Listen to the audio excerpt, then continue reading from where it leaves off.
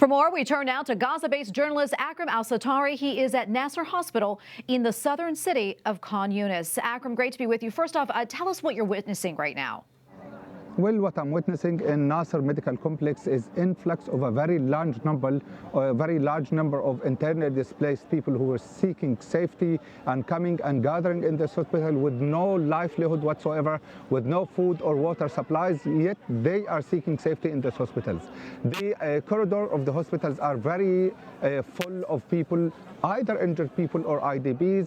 The inside wards of the hospitals are also full of people. There are more people who are coming and fleeing from the northern Gaza Strip, who are fleeing to the southern Gaza Strip, and who are also staying in the Nasser Medical Complex. So a very large number, IDPs, injured people and families of injured people who are seeking safety and hoping they would survive in this hospital amidst this very large-scale bombardment that has been continuous for 38 days.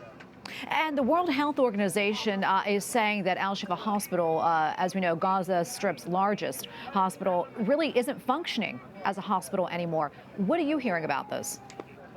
Well, as a matter of fact, I spoke to one of the people who were inside Al-Shifa Hospital and who fled from Al-Shifa Hospital to Gaza Central area, and he was describing the situation in Al-Shifa Hospital.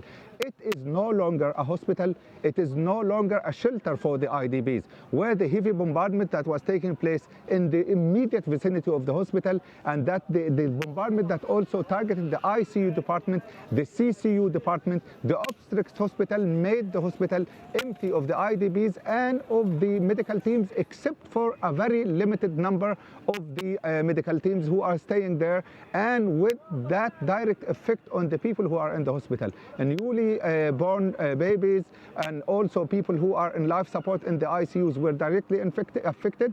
And according to the information, around 30 of those people in the ICU have already been pronounced dead due to the lack to electricity and oxygen supplies, and around 4 from the new babies are killed. So the hospital is no longer functioning as a hospital and is no longer usable or accessible by the IDPs who were also targeted inside the hospitals. Akram, quickly before I let you go, describe to us the overall humanitarian situation over there right now. I mean, is it dire? Well, I will quote the WHO official who said that the situation is dire and is likely to become even worse. The situation is indeed dire. On my way to the hospital, I was seeing people who are waiting in long line to fetch some water. I was seeing people who are waiting in thousands to get some loaves of bread to put on the table for their children.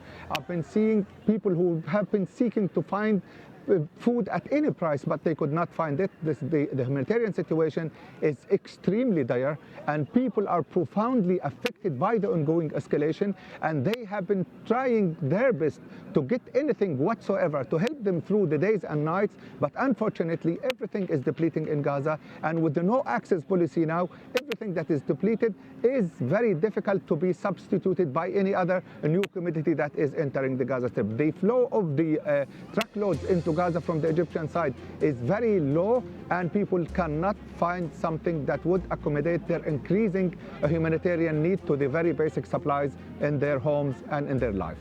Akram Al Sattari reporting for Gaza for us. Thank you.